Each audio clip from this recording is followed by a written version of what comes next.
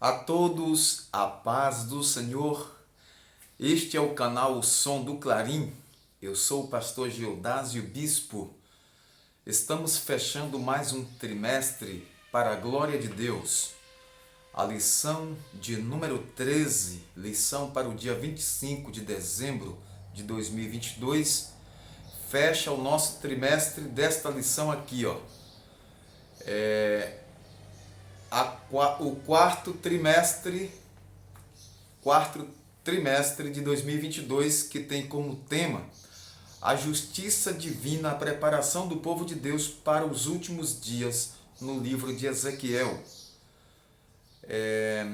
A lição de número 13 diz: o Senhor está ali. Eu vou colocar aqui para vocês perceberem, vocês lerem. Deixa eu ver se dá para pegar. Aí a câmera pegou, tá certo? Então nós estamos finalizando esse trimestre com chave de ouro, trazendo essa lição de número 13 para fecharmos, não é? Mais um bloco de estudos da nossa EBD. Nosso muito obrigado aí pelo carinho, pela atenção. Se você não é inscrito neste canal, faça isso agora. Inscreva-se, ative o sininho de notificações, deixe o seu like, seu comentário, compartilhe nossas videoaulas. Nós temos aqui playlists com lições para classes de jovens, adultos, nós temos batismos, nós temos cultos na igreja, nós temos outros eventos que nós soltamos aqui, vídeos, para que nós possamos compartilhar aquilo que está acontecendo em nossa igreja, não só aqui na Bahia, mas também em outras partes, tá bom? Em outros locais, Deus está operando também de forma extraordinária. O texto áureo dessa lição nos diz: não se fará mal nem dano algum em todo o monte da minha santidade, porque a terra se encherá do conhecimento do Senhor, como as águas cobrem o mar. Isaías 11:9. A verdade prática nos diz: o Deus de Abraão, de Isaque e de Jacó governa soberanamente o seu povo. Ele está no meio do seu povo. O texto bíblico está em Ezequiel 48, 30 a 35, e nós temos aí 3 tópicos para desenvolver. Vamos trazer subsídios, comentários acerca desses tópicos. A sua aula para a Escola Bíblica Dominical terá que ser na própria igreja.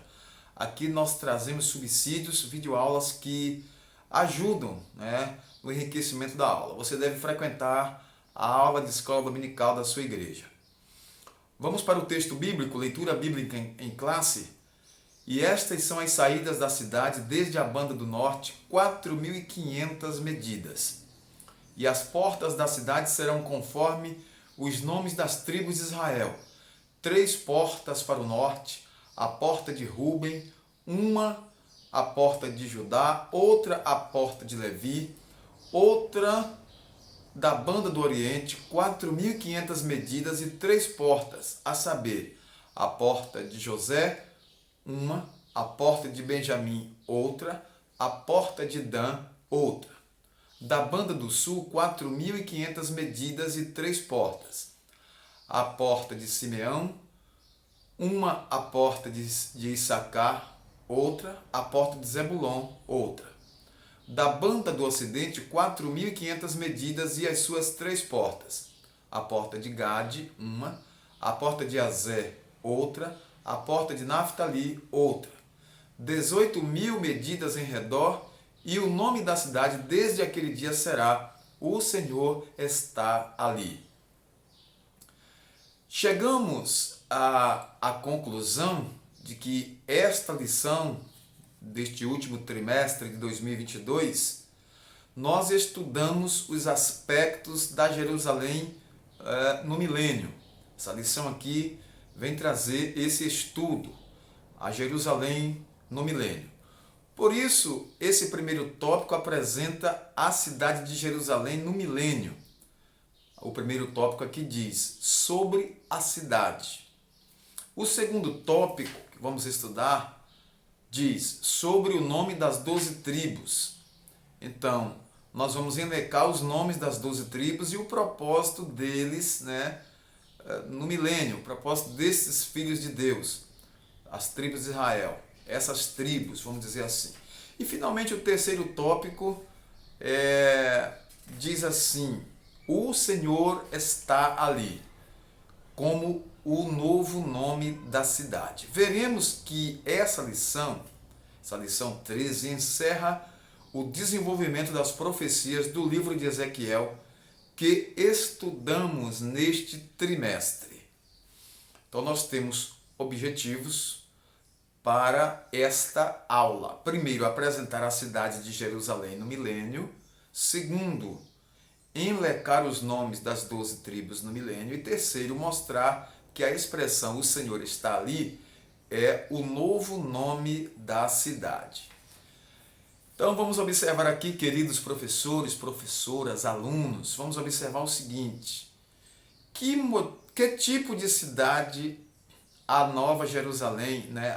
Aliás, a Jerusalém do milênio será? Que tipo de cidade? Haverá palácio real?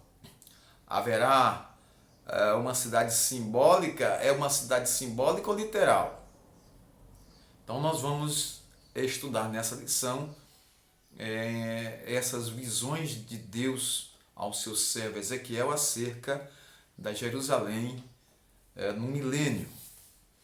Nós observamos que na primeira lição do trimestre que o livro de Ezequiel antecipa a tradição apocalíptica, né? Nas Escrituras. O livro de Ezequiel começa com a visão da glória de Javé e conclui com a descrição da glória de Deus na Jerusalém glorificada. Não é possível compreender o livro de Apocalipse sem os oráculos de Ezequiel. É como nós temos o costume de estudar Apocalipse com Daniel e Apocalipse.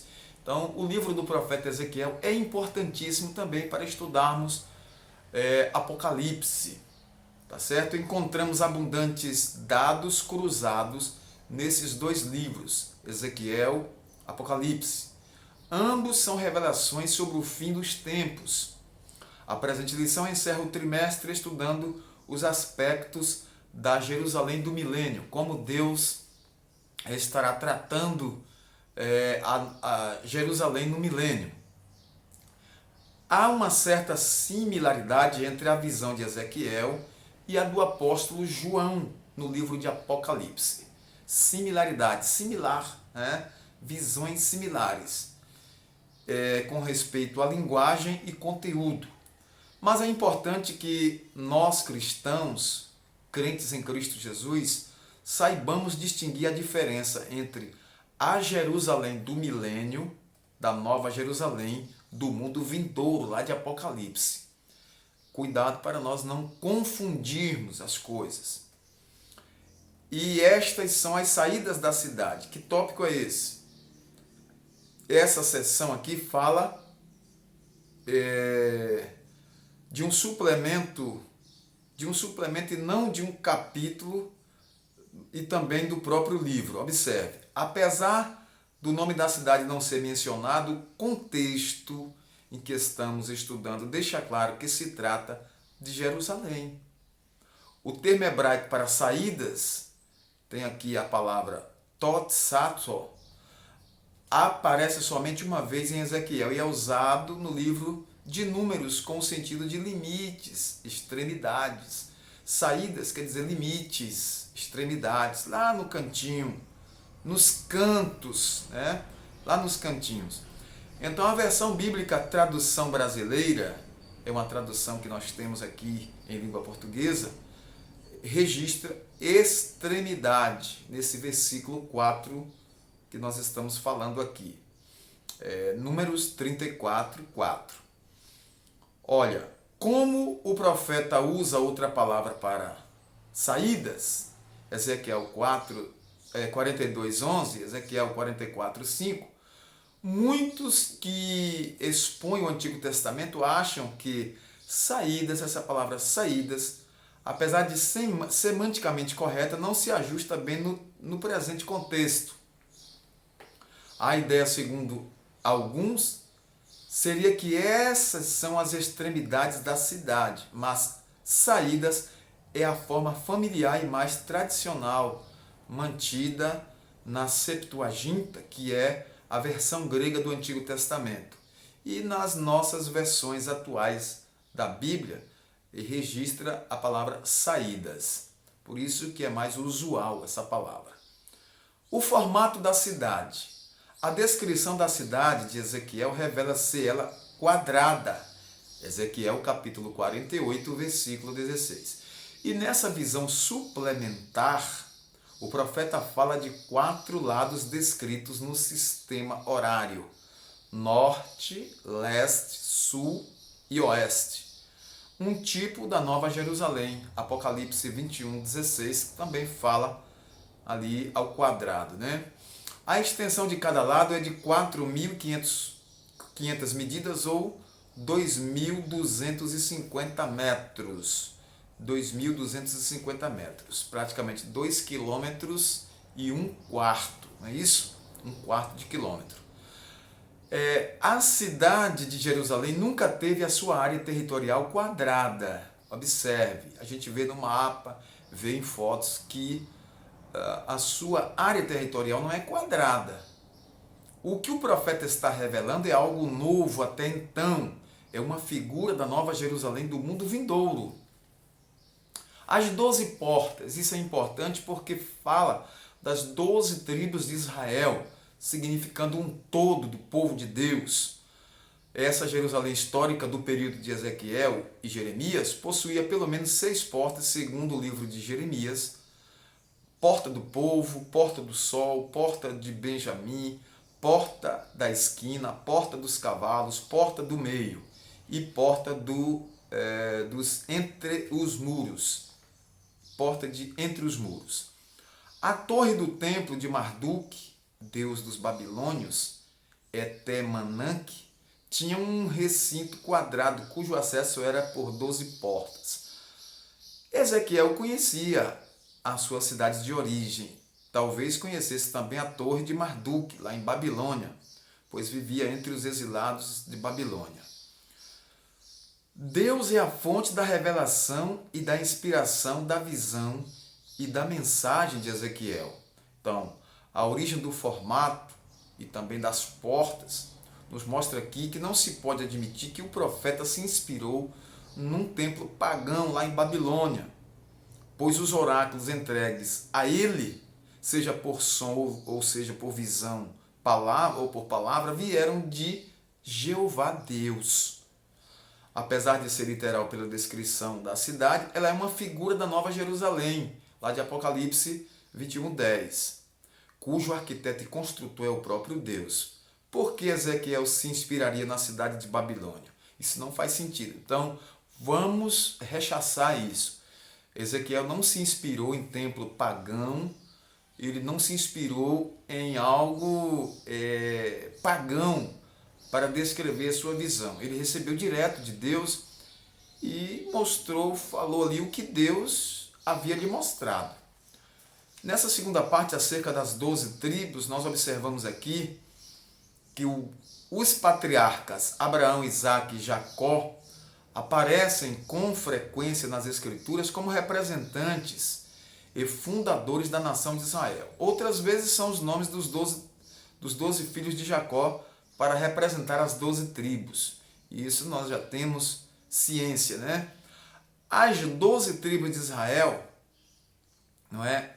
Elas são mostradas aqui neste segundo tópico, que nós temos que entender o porquê disso. Há cerca de 20 listas dos filhos de Jacó e das respectivas tribos de Israel no Antigo Testamento, mas não existe nenhum padrão.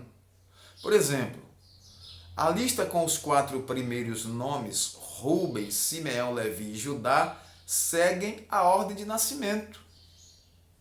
Tá certo? Outras listas divergem a partir do 5º nome. A lista de Ezequiel segue no sentido horário a partir do norte da cidade com Rúben, Judá e Levi. Leste ou oriente, José, Benjamim e Dan. E o sul, Simeão, Issacar e Zebulon. E por fim, o oeste ou ocidente, Gade, Aser e Naftali. O Naftali, né?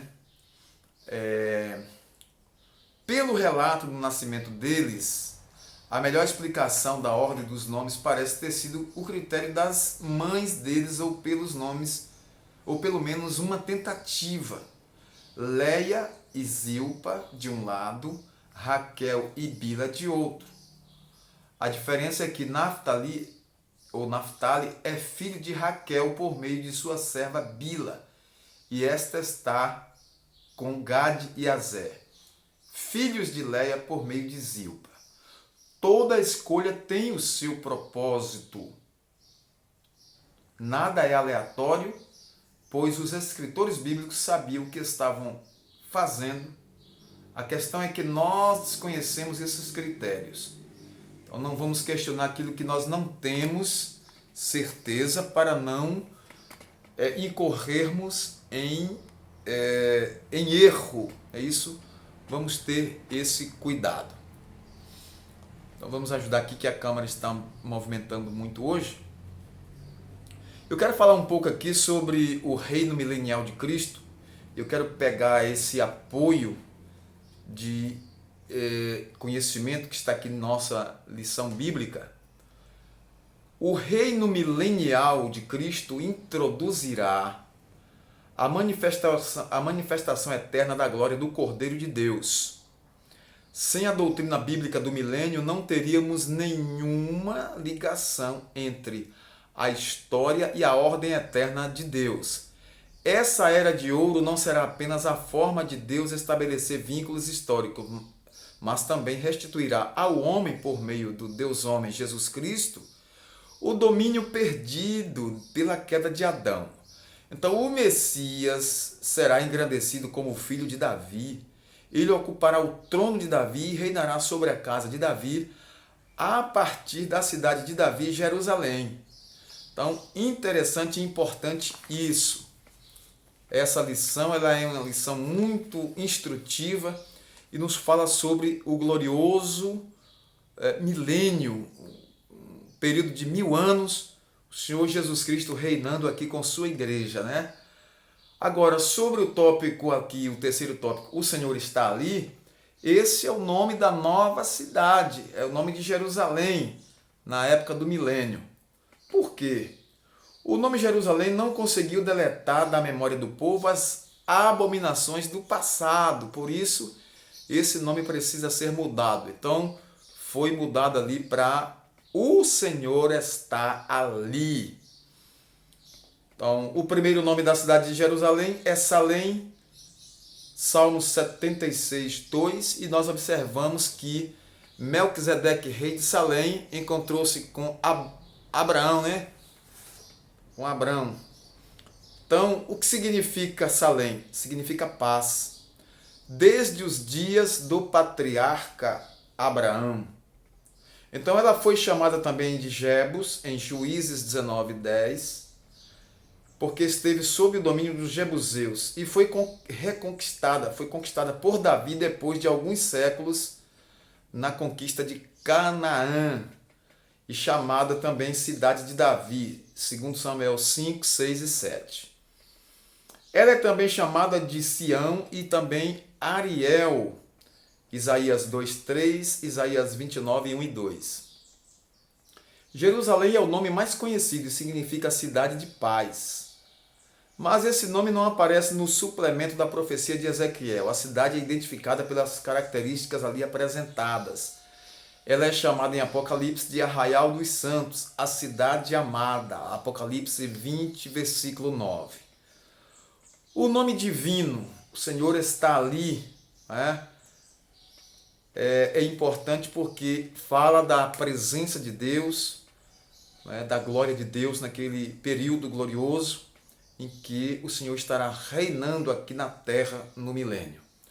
Finalizando, queridos professores, alunos, chegamos ao final desse trimestre com muitos frutos. Deus abençoou de maneira especial.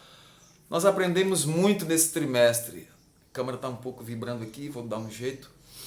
Então o apóstolo Paulo ensina que com a queda de Israel veio a salvação para os gentios.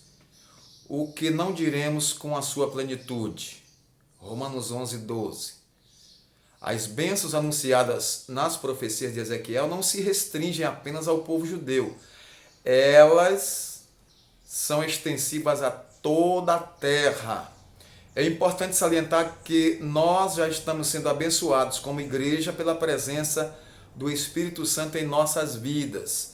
Todos sabem que o Espírito Santo, ele tem sido o nosso consolador, aquele que está conosco, nos dando sabedoria, discernimento, graça, virtude, nos fazendo lembrar de todas as coisas. O Espírito Santo é quem nos dá força nesse tempo presente. Então agradecemos a Deus pelos privilégios que primeiro foram para Israel e agora também para a igreja.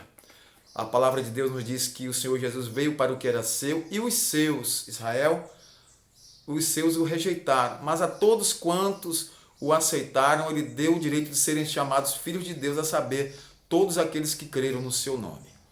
Agradecemos a Deus por isso, e o título, O Senhor está ali, é o nome de Jerusalém no milênio.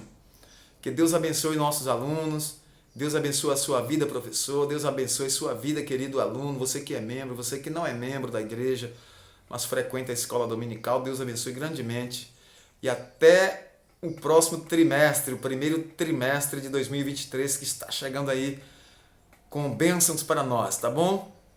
A todos, nosso muito obrigado e até a próxima videoaula. Vamos orar agradecendo ao Senhor. Nosso Deus e Pai Todo-Poderoso, nós te agradecemos, Senhor, pelo privilégio de estar na Tua presença, pelo privilégio de te adorar na beleza da Tua santidade e aprender no Teu santo templo.